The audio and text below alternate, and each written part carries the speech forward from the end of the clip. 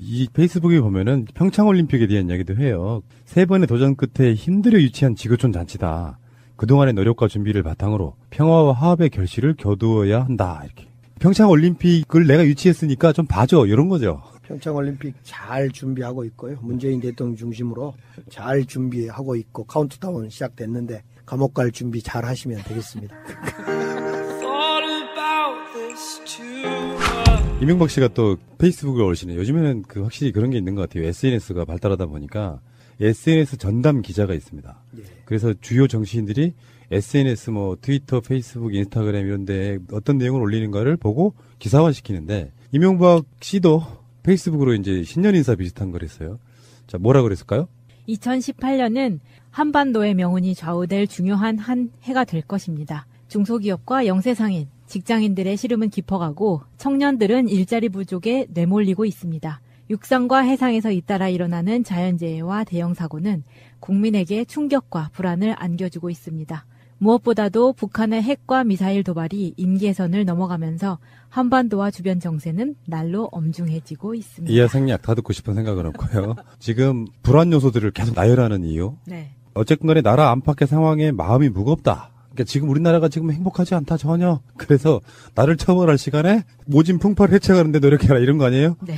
MB식 신년 페이스북을요. 네. 강기정식 신년 페이스북으로 한번 바꿔보랍니다. 기대하겠습니다. 2018년 MB 감옥 갈까 말까 한 해가 될 것입니다. 다스 수사가 다가오고 있습니다. 정봉주는 사면되고 있습니다. MB는 감옥 갈까 말까 노심초사하고 있는 2018년이 다가오고 있습니다. 아, 좋습니다. 네. 지금 적어봤어. 몇 년 전 이야기예요. 기자가 뭘 물어요. 이명박 씨한테. 전 대통령이었는데 그때도. 뭘 물으니까 다 구름 같은 이야기다. 뭐 이런 이야기 한 적이 있었어요. 네. 그 말이 니들은 나랑 레벨이 달라 이런 느낌이었기도 했고 아무리 니들이 그렇게 욕해봐야 나 처벌 받을 거 없어 이렇게도 들렸고요. 근데 지금 이명박 씨가 이렇게 썼다는 게 어떻게 보면 다른 면에서 보면 지금 범철도 다스에 대한 수사를 시작했지 않습니까? 네. 그리고 김관진 석방이네 뭐네 해서 좀 주춤하긴 하지만 또 다른 형태의 수사가 시작되고 있는데 일말의 불안감을 이렇게 표시하는 게 아닌가 싶어요. 그렇죠. 이 MB는 자기가 한 일을 자기가 다 알고 있을 겁니다. 자기가 한 일은 자기도 알고 또 누군가는 알고 있기 때문에 2018년은 기대해도 될 해일 것 같습니다. 이 페이스북에 보면은 평창올림픽에 대한 이야기도 해요. 3번의 도전 끝에 힘들어 유치한 지구촌 잔치다. 그동안의 노력과 준비를 바탕으로 평화와 화합의 결실을 거두어야 한다. 이렇게. 평창올림픽을 내가 유치했으니까 좀 봐줘. 이런 거죠. 평창올림픽 잘 준비하고 있고요. 문재인 대통령 중심으로 잘 준비하고 있고 카운트다운 시작됐는데 감옥 갈 준비 잘 하시면 되겠습니다. 정말 우리 강기정 의원님의 이명박에 대한 지극한 증오. 제가 2008년부터 이명박 대통령 정부 시절에 재선을 시작했는데요. 정말 지금 생각해도 지긋재긋해요. 우선 4대강 싸움 오죽 많이 했습니까?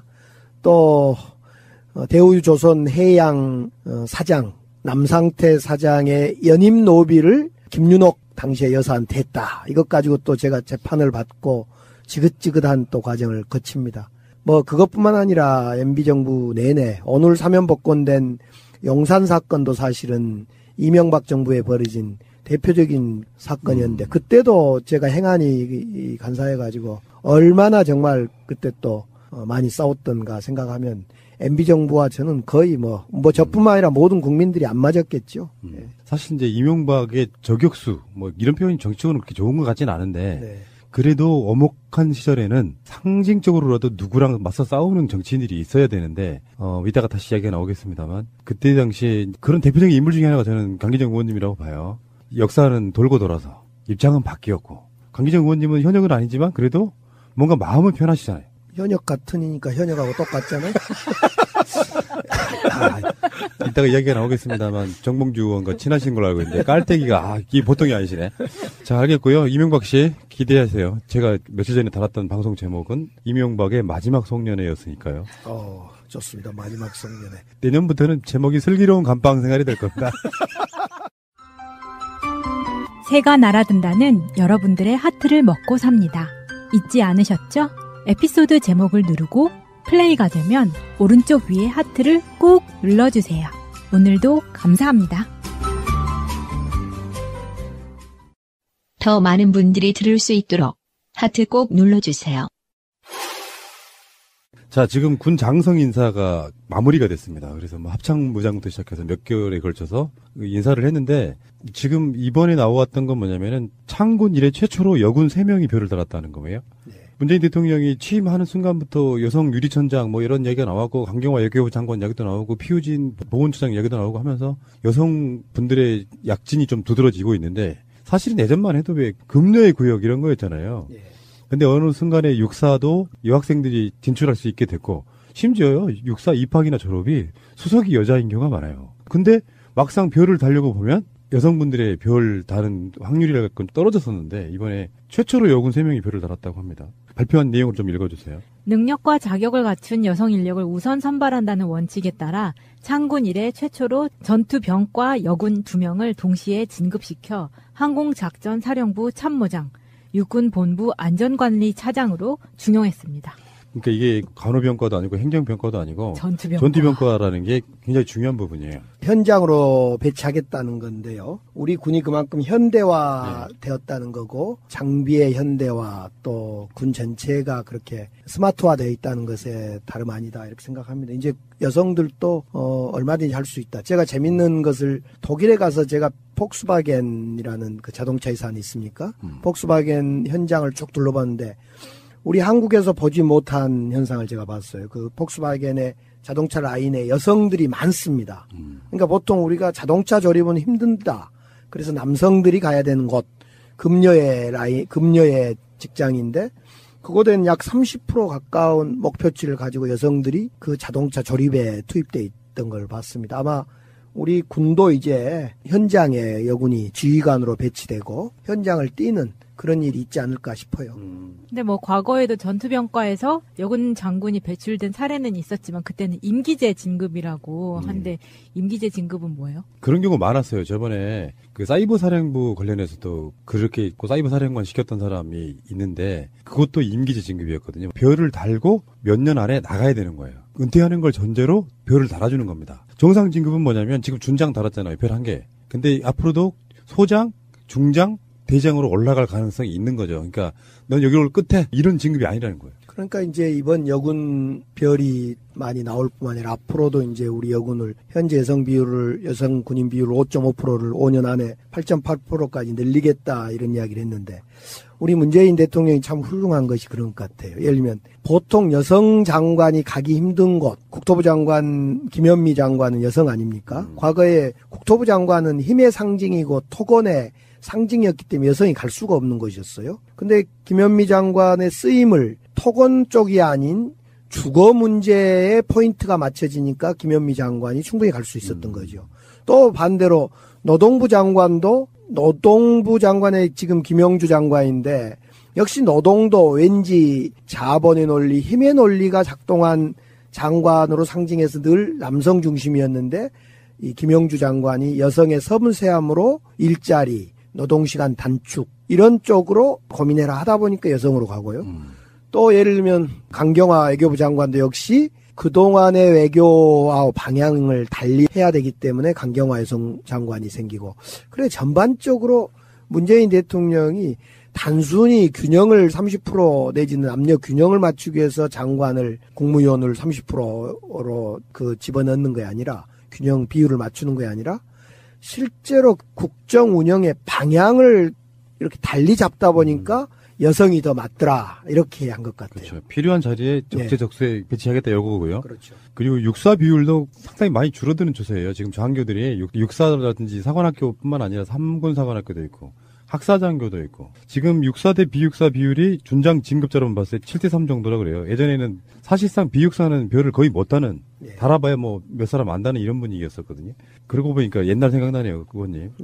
예전에 우리 학교 다닐 때까지만 해도 서울대 가는 비중만큼이나 육사 가는 게 굉장히 대우받던 시절이 있었어요. 그렇죠. 육사 그 가든 안 가든 시험부터 보고 그랬던 적이 있고, 육사 또 저희 때는 이제 많이 갔던 데가 경찰대, 맞습니다. 세무대 이런 데가 저희들이 1기 또는 2기 때 아닙니까? 경찰대가 서울대에 맞먹는 정도였어요. 그렇죠. 그래서 이제 경찰, 지금은 주요 경찰 간부들이 이제 다 경찰대로 전부 이제 사실상 차지하고 나니까 또 그것도 약간의 문제가 네. 또 생겼다 이런 얘기도 하고 그렇습니다. 그 일기가 강신명이죠. 경찰대 나온 일기. 그러니까 우리 학교 다닐 때는 육사를 몇 명 갔느냐도 중요했어요, 학교에서. 서울대만큼이나. 근데 그 당시가 이제 뭐 전두환, 노태우 이런 시절이었기 때문에. 자, 알겠습니다. 어쨌건 달라지는군요. 근데 이 부분도. 제가 MB 아바타입니까? 아니면 아니라고 본인이 해명하십시오. BBK라는 투자 자문회사를 설립을 하고 여러분 이거 다 거짓말하는 걸 아시죠?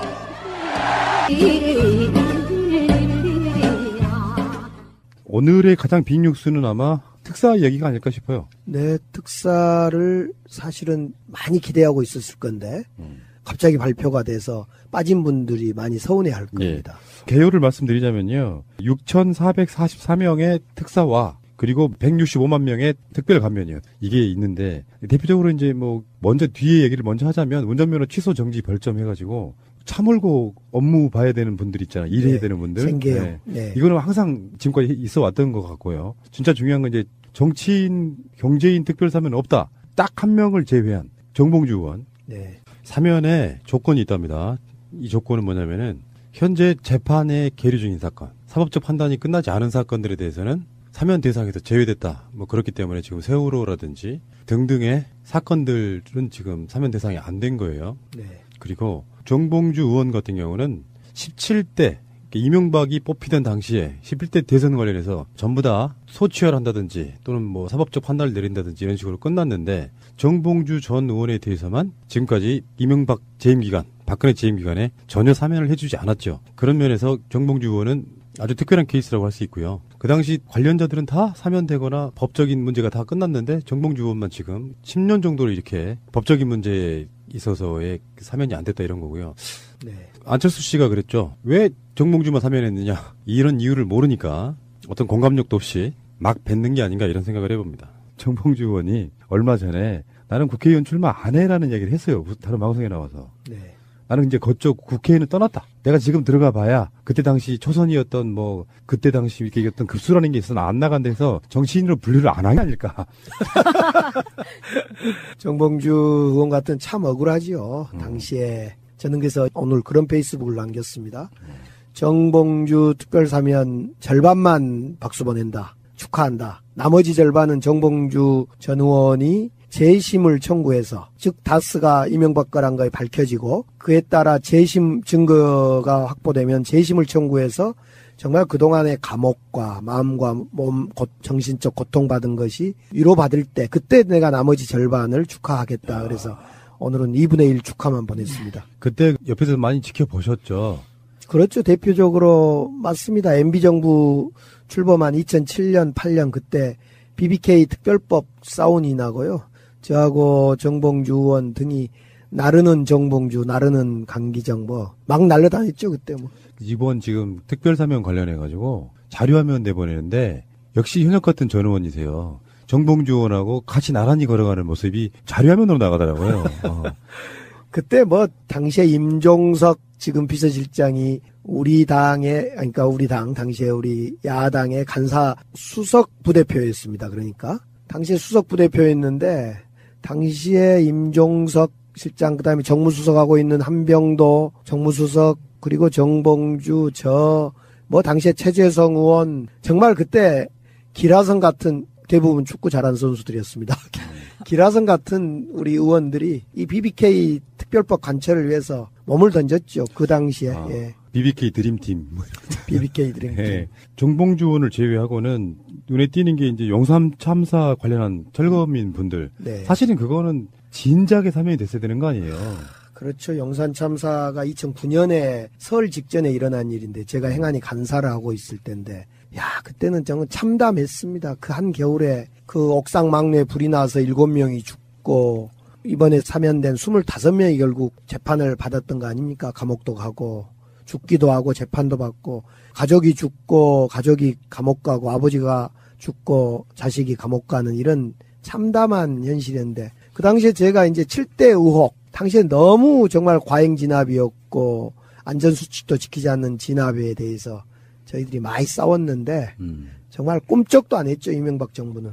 제가 그 영산 참사 현장이 집에서 가깝기도 했고요. 직접 가서 보기도 했고요. 그리고 지금도 기억납니다. 그 건물이 남일당이라고 하는. 남일당. 네. 그 건물 2층에 호프집이 하나 있었는데 네. 30년 만에 초등학교 동창들 첫 동창회를 했던 호프집이 거기 트랩이라고 하는 호프집이 있었어요. 거기서 하고 나서 나중에 그 사건이 난 거라서 너무도 잘 기억이 나는 곳이고 지금 현재는 주차장으로 쓰이고 있다는 그 공간이 거기에요. 그때 사건이 벌써 언제적이에요. 이제 지금 3년 된 거고요. 2009년입니다. 그것이 2009년 1월. 거의 뭐 10년 다 돼가는 그런 느낌인데 네. 문제는 이제 지금 나오고 있는 게 언론의 설레발일 수도 있다고 생각이 드는데 정봉주 의원은 사실 아까 제가 말씀드린 게 농이 아니라 정치인으로 사면해 준 건 아니라고 봐요. 네. 여러 가지 억울한 지점과 또 언론이 해석하기 나름이겠지만 지금 다스 문제 같은 게 연결돼서 네. 이 부분은 사실상 정봉주 의원은 억울하다는 측면에서 사면이 된 것 같고 네. 언론의 설레발은 뭐였냐면 사면을 하게 되면 뭐 누구누구가 포함될 거야 누구누구가 포함돼야 한다 이런 얘기가 있었고요. 예상됐던 인물들 중에 한상균, 이석기뿐만 아니라 이광재, 한명숙 그리고 강정마을 관련한 분들 세월호 집회와 관련한 분들도 사면이 안 됐거든요. 네. 근데 이게 지금 법무부의 발표를 보니까 어떤 절차나 어떤 과정상에 있어서 다 완결된 분들 위주로 했다 이렇게 이야기를 하고 있더라고요. 네. 그러면 내년에 한 광복절 정도의 특사가 한 번 더 있지 않을까 이런 생각을 해보는데. 저는 개인적으로 한상균 민주노총 위원장도 사면돼야 된다 저 동의했고요. 그다음에 강정마을 같은 경우도 제주 원희룡 지사가 요청한 분들이니까 사면을 해야 되는데 아마 여러 가지 절차나 또 여러 가지 그런 정치인 사면보다도 민생 사면 위주로 하다 보니까 이런 사면이 된 것 같고 생계형 민생사범 중심으로 결국 지금 용산 건 같은 경우는 사실은 너무너무 억울하고 분통 터진 일이기 때문에 잘한 것 같아요, 사면을. 특히 이제 형도 다 마감됐고 이런 일이기 때문에. 그래서 남은 이제 2차, 3차 앞으로 사면 기회가 있다면 뭐 강정마을 마을 분들이라든가 사건 관련자들이라든가 또 한상균 위원장 등 사면해야 할 분들이 많다고 생각합니다. 예. 예. 컷오프를 사면해주는 뭐 이런 건 없나요? 그것은 타임머신을 타고 역사를 뒤돌려야 되는데 그것은 명예회복은 될 수 있어도 예, 그러니까요. 실효성이 별로 없을 것 같습니다. 전에 왜 그 정현주 사장이요, KBS. 네. 배임 이런 걸로 걸었어요, 쫓아내려고. 그래서 쫓아내야 되고, 배임에 대해서 대법원이 결국은 죄 없음 무죄를 냈단 말이에요. 네. 그리고 나중에 KBS 사장의 인면에 대해서도 불법이다 이렇게 판결이 나왔단 말이에요. 그러면 되돌아가야 되는데 이미 사장이 새로운 사장이 앉아서 업무를 보고 있어요. 이게 세상에 억울한 일이에요, 이게. 네. 저도 그런 억울한 경우가 몇 번인데, 저뿐만 아니라 많은 사람들이 검찰의 공소권 남용으로 기소가 돼서 재판을 받아서 불구속 재판을 받아서 무죄가 되면 아무 그 형사보상금도 없어요. 아무것도 없어요. 하다못해 변호사비도 뭐 없어요. 그렇기 때문에 검찰에서 기소권 남용을 하지 않아야 되는데, 그래서 최근에 문재인 정부 들어서서 한 가지를 했더만요. 1심, 2심에서 무죄일 때는 당연히 3심의 항소를 검찰에서 하거든요. 상고, 즉 항소를 하는데 앞으로는 어떤 항소위원회의 심의를 거쳐서 하겠다. 그러니까 누가 보더라도 1심, 2심은 무죄가 나면 검찰에서 자중해야 되는데 그걸 끝끝내 그냥 무죄 나왔기 때문에 자존심 상하기 때문에 끌고 가는 일을 계속 하더라고요. 저도 그런 경우를 당했고. 지금도 그러고 있잖아요. 그러니까 제가 국정원 댓글 사건, 셀프 감금 사건 1심, 2심 무죄인데 3심으로 또 가 있어요. 이거 참 이거 말이 안 되는 건데. 얼마 전에 왜 우리 방송에 나오는 김승하 지부장 이야기도 네. KTX 그 부분이요. 네. 1심, 2심이 다 복직을 허락하는 판결이 나왔어요. 그래서 철도공사도 거기에 대해서 승복하겠다 이랬는데 갑자기 뜬금없이 대법원에 항고를 해요. 근데 대법원에서 뒤집히잖아요. 도대체 뭔지를 모르겠어요. 정말 말이 안 되는 판결이에요.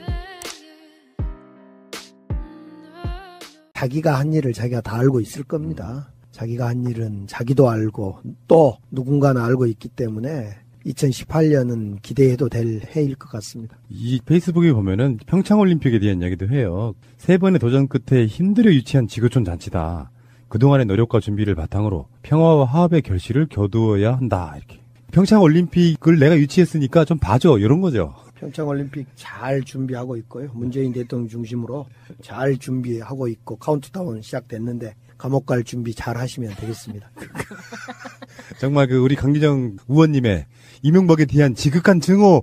제가 2008년부터 이명박 대통령 정부 시절에 재선을 시작했는데요. 정말 지금 생각해도 지긋재긋해요. 우선 4대강 싸움 오죽 많이 했습니까? 또 대우조선 해양 사장 남상태 사장의 연임 노비를 김윤옥 당시의 여사한테 했다. 이것 가지고 또 제가 재판을 받고 지긋지긋한 또 과정을 거칩니다. 뭐 그것뿐만 아니라 MB정부 내내 오늘 사면복권된 용산 사건도 사실은 이명박 정부에 벌어진 대표적인 사건이었는데 그때도 제가 생략 다 듣고 싶은 생각은 없고요. 지금 불안 요소들을 계속 나열하는 이유. 네. 어쨌든 간에 나라 안팎의 상황에 마음이 무겁다. 그러니까 지금 우리나라가 지금 행복하지 않다 전혀. 그래서 나를 처벌할 시간에 모진 풍파를 해체하는데 노력해라 이런 거 아니에요? 네. MB식 신년 페이스북을요. 네. 강기정식 신년 페이스북으로 한번 바꿔보랍니다. 기대하겠습니다. 2018년 MB 감옥 갈까 말까 한 해가 될 것입니다. 다스 수사가 다가오고 있습니다. 정봉주는 사면되고 있습니다. MB는 감옥 갈까 말까 노심초사하고 있는 2018년이 다가오고 있습니다. 아, 좋습니다. 네. 지금 적어봤어. 몇 년 전 이야기예요. 기자가 뭘 물어요. 이명박 씨한테 전 대통령이었는데 그때도 뭘 물으니까 다 구름 같은 이야기다. 뭐 이런 이야기를 한 적이 있었어요. 네.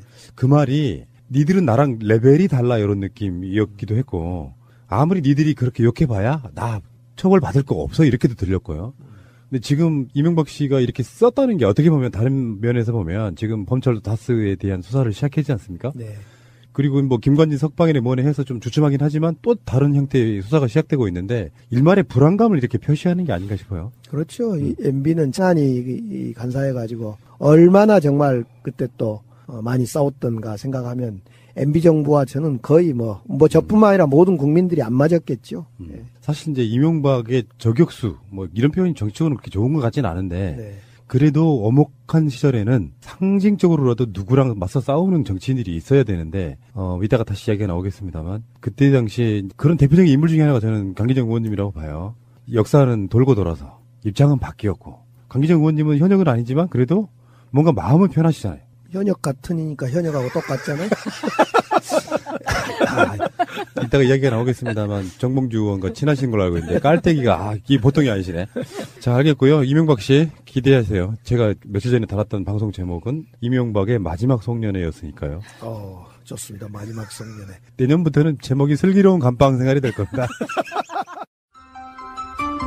새가 날아든다는 여러분들의 하트를 먹고 삽니다. 잊지 않으셨죠?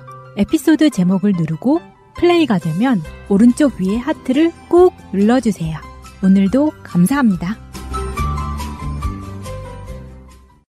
더 많은 분들이 들을 이 페이스북에 보면은 평창올림픽에 대한 이야기도 해요. 3번의 도전 끝에 힘들어 유치한 지구촌 잔치다. 그동안의 노력과 준비를 바탕으로 평화와 화합의 결실을 겨두어야 한다. 이렇게. 평창올림픽을 내가 유치했으니까 좀 봐줘. 이런 거죠. 평창올림픽 잘 준비하고 있고요. 문재인 대통령 중심으로 잘 준비하고 있고 카운트다운 시작됐는데 감옥 갈 준비 잘 하시면 되겠습니다. 이명박 씨가 또 페이스북을 올리시네. 요즘에는 확실히 그런 게 있는 것 같아요. SNS가 발달하다 보니까 SNS 전담 기자가 있습니다. 네. 그래서 주요 정치인들이 SNS 뭐 트위터, 페이스북, 인스타그램 이런 데 어떤 내용을 올리는가를 보고 기사화시키는데 이명박 씨도 페이스북으로 이제 신년 인사 비슷한 걸 했어요. 자, 뭐라 그랬을까요? 2018년은 한반도의 명운이 좌우될 중요한 한 해가 될 것입니다. 중소기업과 영세상인, 직장인들의 시름은 깊어가고 청년들은 일자리 부족에 내몰리고 있습니다. 육상과 해상에서 잇따라 일어나는 자연재해와 대형사고는 국민에게 충격과 불안을 안겨주고 있습니다. 무엇보다도 북한의 핵과 미사일 도발이 임계선을 넘어가면서 한반도와 주변 정세는 날로 엄중해지고 있습니다. 수 있도록 하트 꼭 눌러주세요. 자, 지금 군 장성 인사가 마무리가 됐습니다. 그래서 뭐 합창무장부터 시작해서 몇 개월에 걸쳐서 인사를 했는데 지금 이번에 나왔던 건 뭐냐면은 창군 이래 최초로 여군 3명이 별을 달았다는 거예요. 네. 문재인 대통령이 취임하는 순간부터 여성 유리천장 뭐 이런 얘기가 나왔고 강경화 외교부 장관 이야기도 나오고 피우진 보훈처장 이야기도 나오고 하면서 여성분들의 약진이 좀 두드러지고 있는데 사실은 예전만 해도 왜 금녀의 구역 이런 거였잖아요. 네. 근데 어느 순간에 육사도 여학생들이 진출할 수 있게 됐고 심지어요 육사 입학이나 졸업이 수석이 여자인 경우가 많아요. 근데 막상 별을 달려고 보면 여성분들의 별 다른 확률이라고 떨어졌었는데 이번에 최초로 여군 3명이 별을 달았다고 합니다. 발표한 내용을 좀 읽어주세요. 능력과 자격을 갖춘 여성 인력을 우선 선발한다는 원칙에 따라 창군 이래 최초로 전투병과 여군 2명을 동시에 진급시켜 항공작전사령부 참모장, 육군본부 안전관리 차장으로 중용했습니다. 그러니까 이게 간호병과도 아니고 행정병과도 아니고 전투병과. 전투병과라는 게 굉장히 중요한 부분이에요. 현장으로 배치하겠다는 건데요. 우리 군이 그만큼 현대화되었다는 거고 장비의